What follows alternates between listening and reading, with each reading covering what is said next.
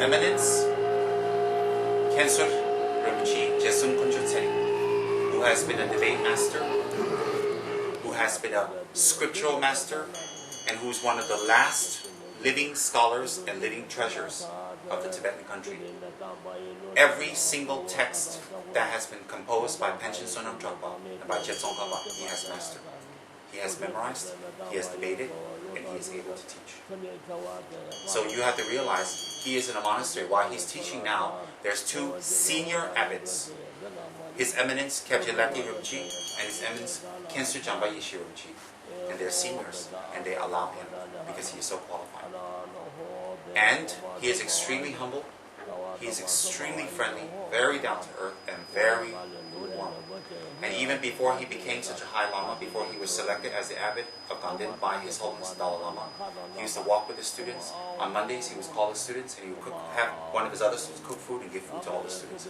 He is well known for always taking care of his students, feeding them, giving them money, giving them advice, buying them their needs.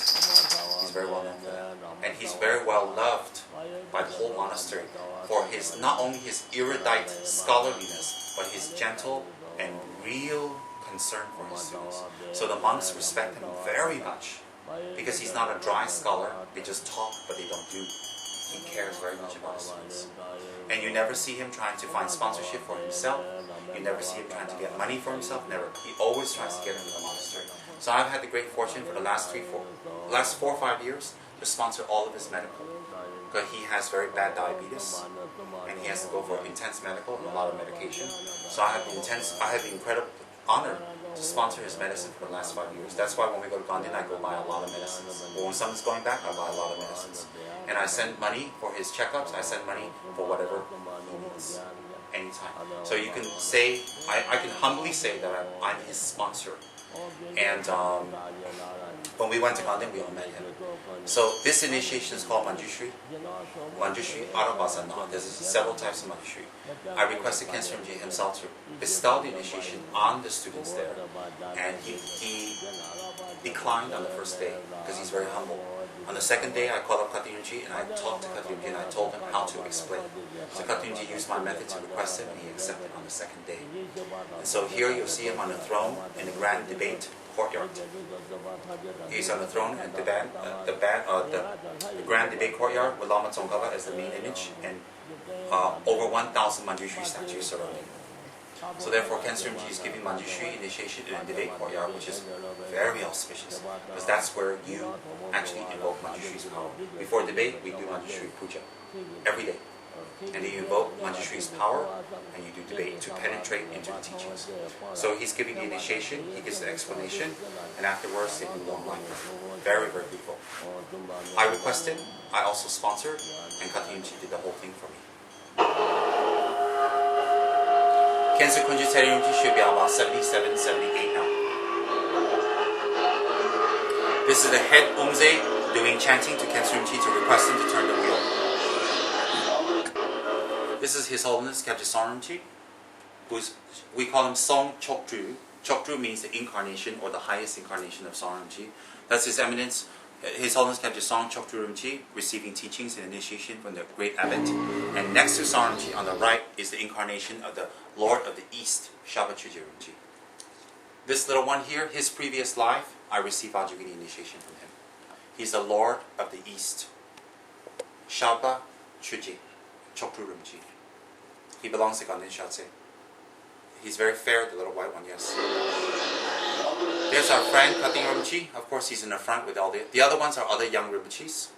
That's Khatri Rinpoche in the front. That's Tenzo Osir Rinpoche next to him. Next to that, Bandin Lama, Bandin Rinpoche. Initiation Tormas are behind him with an umbrella on top. I'm sorry to say, in some of our societies here, when the person becomes old, like an old man, they have nothing to show for. They have money in the bank, they have a house they're sitting in, they own, they have a car, they play golf, they go look at pretty girls, they eat good food, and they wait for a grandson, and they hope that their grandchildren will grow up to take their name and make them proud. That's what old men around here do. And then they die. old men there do this. Meditate, teach the Dharma from their knowledge, hold their vows purely, give advice to people, take care of the crops. If there's bad weather, they make rain. They counsel people, and they are a source of inspiration. Even after they have died, their body becomes a source of inspiration that we put inside stupa for us to prostrate to. So old men in the Dharma have that kind of result. Old men not in the Dharma just wait for good food, play golf, and hope they can live longer. And then nobody looks at them, nobody respects them, and hope they can get a title somewhere. So the old men like that, and the old men not like that. Huge difference. But in order for him to become an old man, to become so beneficial, so respected and revered, when he was a young man, he held his vows, and he was kind, and he did good works for other people. So when we're young, and we do that, it creates the cause to become old, to be like that. Then when he's old, he becomes like that. When he dies, his next life will be like that again, because he created the causes, and it continues. So you choose.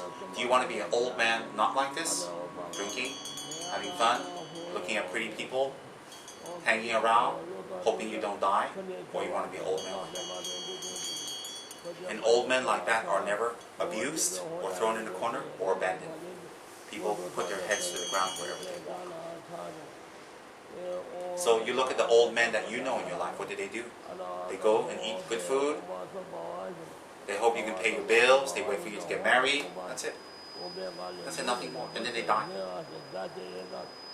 And then when they die in very strange circumstances. They die in the toilet.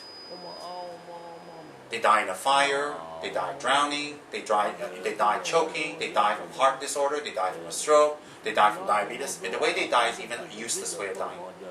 And then we have a eulogy for them. Oh, they were a good man. They were a good husband. They were a good father. Animals are good fathers too. We don't have to have eulogies. But when these old men die, everybody cries. They cry for the loss that the world receives. And after they have died, they don't stick their ashes in some old temple and just pay someone to take care of it. They are enshrined in a stupa where thousands of people go circumambulate daily and pray to their holy ashes and ask for blessings that the incarnation comes back and that we may become like that. So an old man there, he's very old. His voice is old. His body is old. His movement is old. But I see a living Buddha manifesting as an old man, giving us the teaching that if we get old, we can become like him. You think, oh, it's too late for us. No, it's not too late for us to become an old man that's kind, that's respected, that has higher thinking, that has good motivation. It's never too old to become an old man who has good thinking, higher thinking, and good motivation. I do not want to become an old man that's not like him. Just waiting for my grandchildren to get married, just waiting for my kids to get married, just hoping I get another business deal, or next weekend I go play golf. Never. May that never, ever happen. May I be not an old man that runs around going swimming, or running to the mountains, or trying to make money, or looking at pretty people. May I never be an old man like that. May I always become an old man like this in every single lifetime. From day one to the time they die, even after they die, even their ashes benefit me. So you think about old men there, and you think about old men outside of there. Not just here, it's not particular of Malaysia, everywhere. You think about that. That's why we support the Dharma. Somebody sponsored him before. Somebody sponsored him to make sure he studied. Somebody sponsored him to do retreats. Somebody took care of him, took care of his needs. And the sponsors gained so much merit. You know why? I'm sure some of his sponsors have passed away because he's quite old. But because of the sponsorship, look what the old man is doing. And all this initiation that he's doing, it benefits the immediate sponsors, which is us, and his sponsors in the past. Because merits have dividends. Like money has, what's that called, interest. So even the sponsors of the past created this great bond. Some sponsored him. His clothes, his food, his house, his studies, his Dharma books.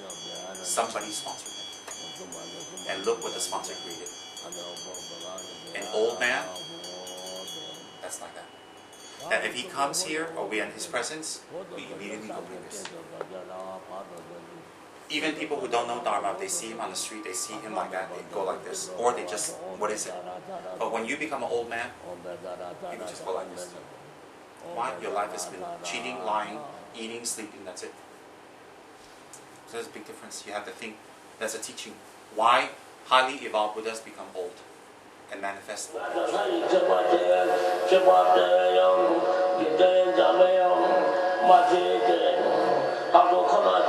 He says right here, I will confer the initiation of Manjushri Initiation. This Rinpoche, his name is Tsem Tulku. Next to Gaden Rinpoche on the right, you see the very fair one? When he was little, his family offered him to me. His father came to me, offered him to me. So when I saw him, I said to his father, would it be okay if he becomes a Rinpoche? And the father says, oh, really? I said, yes. So later, I told Khyentse Rinpoche that I have a feeling he's a Rinpoche. And Khyentse Rinpoche consulted the oracle, and it came out true, and he was enthroned. His name is Tsem Tulku Rinpoche. He's enthroned as his previous life was Khyentse Jambe Yishi's, one of his scriptural teachers in Gaden. So now he's growing up, doing good studies. So all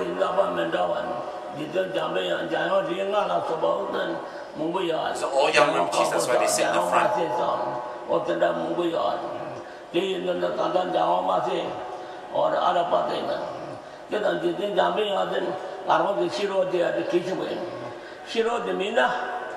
This is the second administrative authority in the monastery, the one that's scratching his arm with the glasses. He's the Umze. So he's Umze, abbot, and disciplinarian. These three are the administrative powers. He can kick you out of the monastery with one word. If he says out, you're out. So they have great power. Why? They hold the discipline of the monastery. Hence they have a table in front of them. The table represents status. His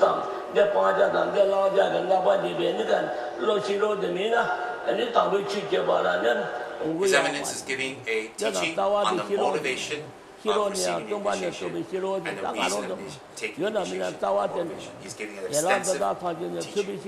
The teaching on the motivation takes more time than the initiation, because that's how important motivation is. And some more he's teaching monks. What more do we have to say for ourselves? He's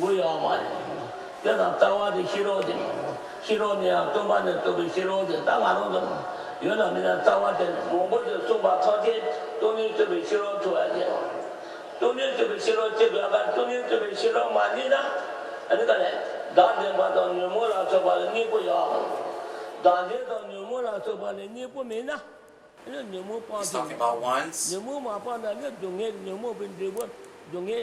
afflicted emotions.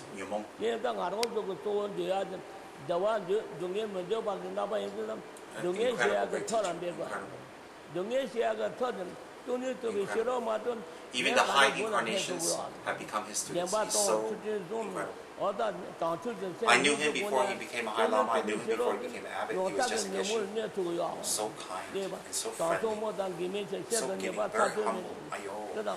He used to come and visit me and come to my room. And he would force me to sit on the throne. He would sit on the floor. He's so humble. Around people like that, there's no way you can be arrogant. Impossible. Very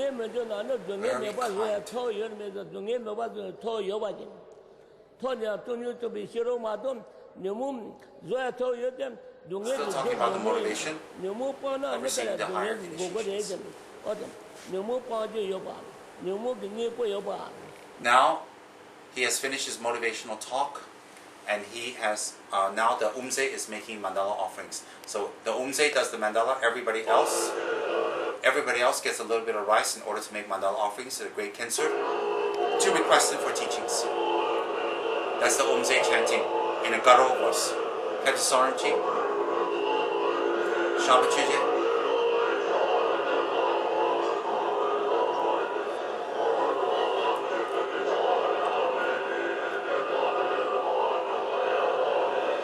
Just now you saw the little monk with the mandala. He's a Rinpoche of Hobakamsa. His mother and father is from Lhasa, and they have connections to Drepung Lusling Monastery. So they made him a monk, and they took him to Drepung Monastery. So they took him to Drepung Monastery to Chunje to make offerings. He wasn't a monk. So later, when they came to Drepung, these couple made an old monk there, and the old monk said, "Why don't you leave your son to become a monk in Drepung?" So this young monk, they said, okay, he became a monk, but he said, "No, I don't want to stay in Drepung. Drepung is not my home." And they're like, "What you talking about?" So this young Rinpoche took his parents to Gaden Shartse, to Hlopa comes in, and he went to the room of his previous life. And there's a picture of his previous life there. He says, that's me. That's me. I belong here. I want to stay here. He demanded it. So the parents didn't believe him. The old monk in Drepung didn't believe him. They asked His Holiness the Dalai Lama, and Dalai Lama says, confirmed. He is a reincarnation of Gaden Shartse. He is that picture. He is who he is. And then in teachings, the Dalai Lama has said many times, we need Rinpoches like that who show you directly who they are. So he was recognized by Dalai Lama directly because he recognized himself. His previous life is Geshe Tupten of Hlopa Khansen Gaden Shartse, a very erudite scholar. He says, a Rinpoche, we should not do a lot of investigation, the Dalai Lama said. He says, we need Rinpoches like that who recognize themselves, who remember their previous lives clearly. So when they took him to Drepung, he don't want to stay. And he took him to Gaden. He remembered where he lived. He remembered where he was. He remembered his room. He remembered his identity. He went and pointed to it. When he pointed to it, he says, I'm staying here. Nobody believed them. They went to the highest authority, the Dalai Lama. Dalai Lama says, yes, he is who he is. No mistake. So he came back again. Now he's back in Gaden Monastery. Now again, to engage in his studies, receiving initiation. And he says, he's very good in studies. Very good monk. Very good in studies. Lojong is studies. Yahuir is very good. So he's not one of these monks who don't want to study. And he's very gentle. So he came back again. Proof. He's making mandala offerings to his guru.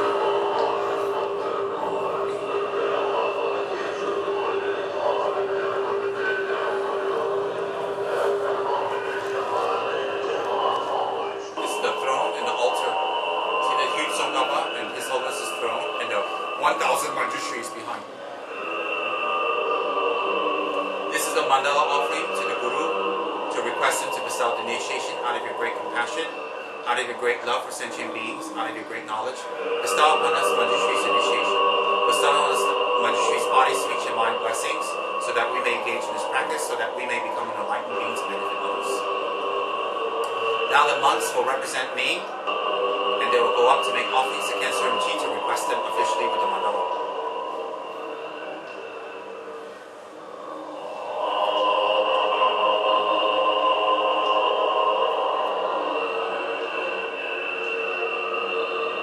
Receiving initiation is not a small thing, it's a very big thing. And even the high incarnations come. Now they're making offerings. This is the monastic disciplinarian. He's the second one in power after the abbot. He's making offerings on my behalf in the monastery to request Cancer Rinpoche to give initiation. He's offering Cancer Rinpoche the body, speech, and mind of the Buddha to bestow the initiation. Behind is Amitai statue, which I'm offering to Cancer Rinpoche, the 3'1". This is what Kichara House is sponsored.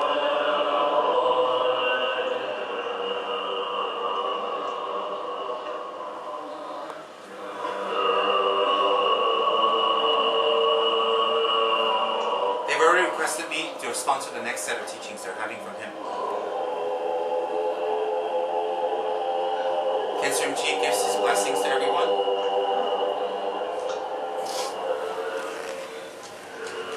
The monk on the right with the gray hair is the main liaison of Gaden Shartse. There are 10 main liaisons for different departments. He's the main liaison. He's a very gentle, nice monk.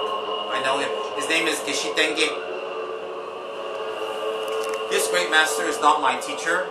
I have never received teachings from him, but I respect him as he is my guru. And he's more than qualified to be my guru. Whether I'm qualified to be a student is the question.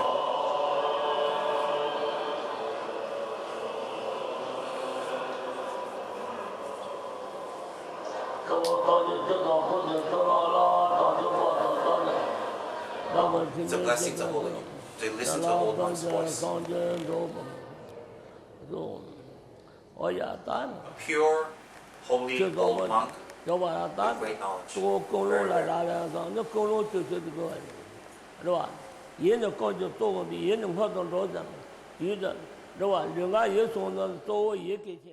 Before we take the actual body, speech, and mind, blessings, body, speech, and mind, wisdom and activities, blessings of Lord Manjushri, then we need to take a vow. When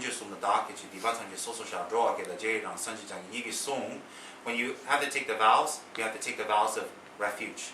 You have to take the vows if you take a refuge, it repairs your refuge vows. Then we have to confess all our negative karma, draw again the Jaina. For the sake of all sentient beings, I will engage in strategy until I will achieve bodhicitta for the sake of others. So you're taking the bodhisattva vows at this time. So His Eminence Khyentse Rinpoche is reciting the vows to the students. The students recite back. When they recite back, they're very respectful. They bow down because to receive the vows is higher than prostrating to a Buddha, much higher. Prostrating to Buddha is meritorious. Taking vows becomes the causes for you to become Buddha. So when they take the vows from the Lama, refuge vows, bodhicitta vows, in this case, there's no tantra vows. Then they're bowed very low, and they're very respectful, and they offer akatas. Because to receive a vow is tremendous. To break a vow, you look down upon. Oh yeah, Kotola Dadogen. Debata de Sotoja. Doyagala Jeno. Tandita Yidinum. Kotola Dadogen. Down. This is the part where the Lama invites the real Manjushri. And when he says Ahum Ahum, he visualizes and he enforces it. He brings the Manjushri's dissolve into your body. At this time, you receive the blessings of Manjushri's body. You'll have the power in the future to meditate on Manjushri and gain his body, his Buddha body. So at this time, when he's doing this, it is the Lama planting Manjushri into your mind stream, which allows you to do this practice. Very powerful.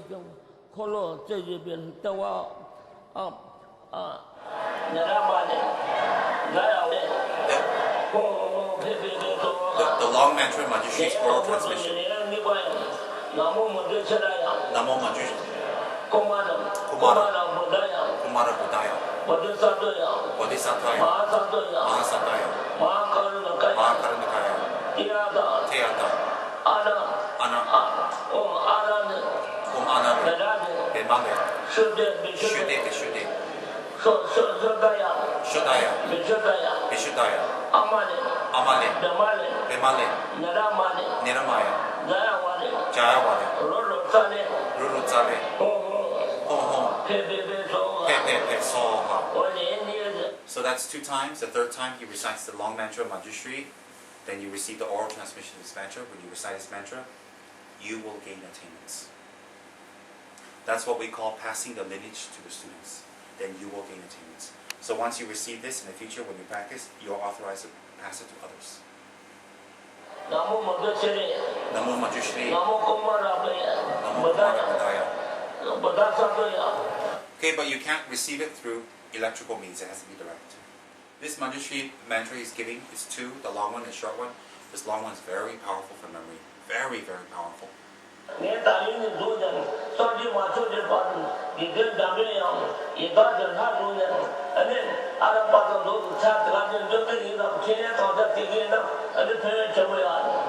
His Eminence says, from now on you should make a vow, you should think we're finishing, that until I achieve Buddhahood, I will take Manjushri as my yidam, I will practice Manjushri, and I will every single day do his mantra. And then when he says, when you have that kind of commitment, you do it, he said, it will be very beneficial. His Eminence says. You could do it 7 times, you can do more than that, up to you. You take a mantra vow at this time. You should never think when you're receiving Dharma, I can't do it. I don't have time to do it. Madhurba, you shouldn't think you cannot. You have to think you can. May we become an old person like him, with meaning, with great purpose, not wasted our lives. His Eminence has concluded his initiation by having everybody take a vow of doing the mantra every single day. The vow of taking the mantra is up to you. You recite the words and you put in the number yourself. So this is all the tok that we have purchased. Now they're going to do a tok to Manjushri in all the yidams and dedicate it for Khyentse Kunju Tsering's life, Khyentse Jampa Yeshi, Khyentse Natyamchi, and His Holiness the Dalai Lama's life. So we've sponsored all this. Now they're going to do tok. After tok,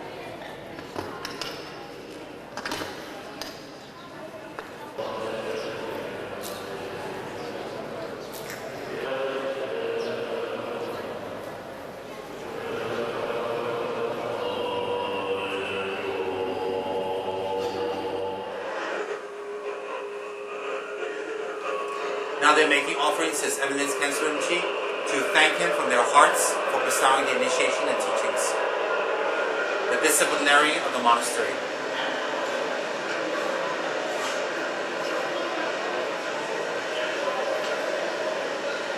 This is how many people we benefited, how many teachers we're creating when we sponsor the teachings and books for the monastery. Some of these young monks will grow up to be erudite teachers. This is one of the organizing monks who's giving a speech, and he's telling you why we're doing this, who sponsored it, where it came about, the costs. He informs, because everything is transparent in the monastery.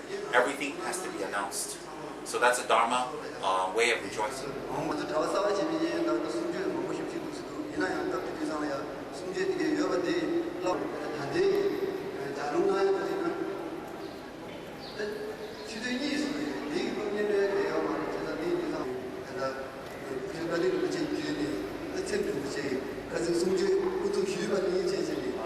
That's how they make announcements. And then when the monks hear that, and they feel happy.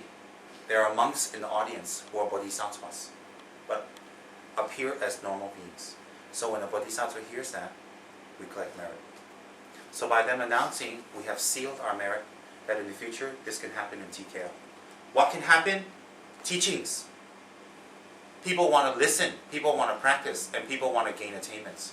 That's the causes we create. So that's why we have to make prayers that we get many sponsors in the future while these old lamas are alive, and to sponsor these teachings. These teachings cannot happen without sponsors. It's tradition.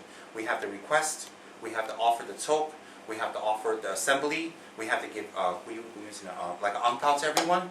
We need to do that. So we need to make very strong prayers that this year, next year, next year, next year, we can do very strong sponsorship in the monastery to request this old lama to teach, confer initiation, and pass down the lineage to the young monks before it's too late. By doing that, we create future teachers. By doing that, the monastery survives. By doing that, we create the causes for our monastery here to have the same thing in the future. So we must think, may we be great sponsors of the Dharma in this life and all future lives. May we always be born as sponsors. May we always be born as people who sponsor the holy teachings to be passed down. May we sponsor the education of the Dharma. May we use our lives and use our money and resources for the education of the Dharma to grow, not toward worldly, silly, endless commitments that never end. May we always sponsor the Dharma.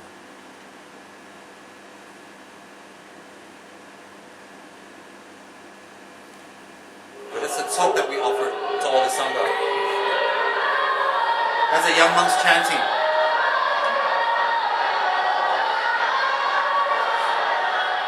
So 3 people come up to make offerings to the Guru. That's what's happening now. 3 monks come up in ceremonial robes to make offerings to the Guru, to request him to live long.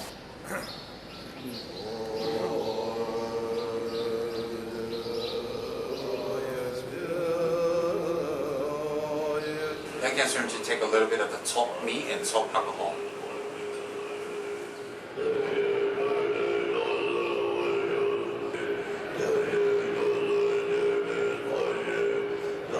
So 3-foot amitais, I have about 16 pieces in the monasteries. I offered one to Khenso Rinpoche today, on that day.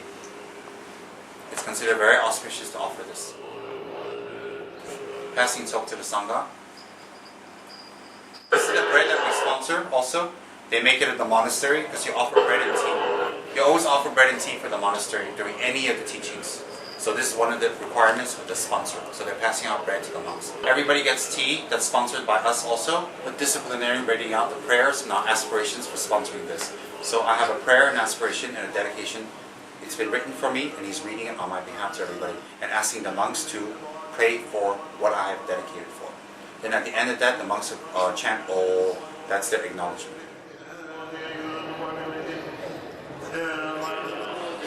While they're having your tea and bread, they'll recite this. This is offering angpao and teachings from us to each single monk. Another way of collecting merit. So the monks will pass out the money to each monk. This is the responsibility of the sponsor of the teachings. The amount is up to you.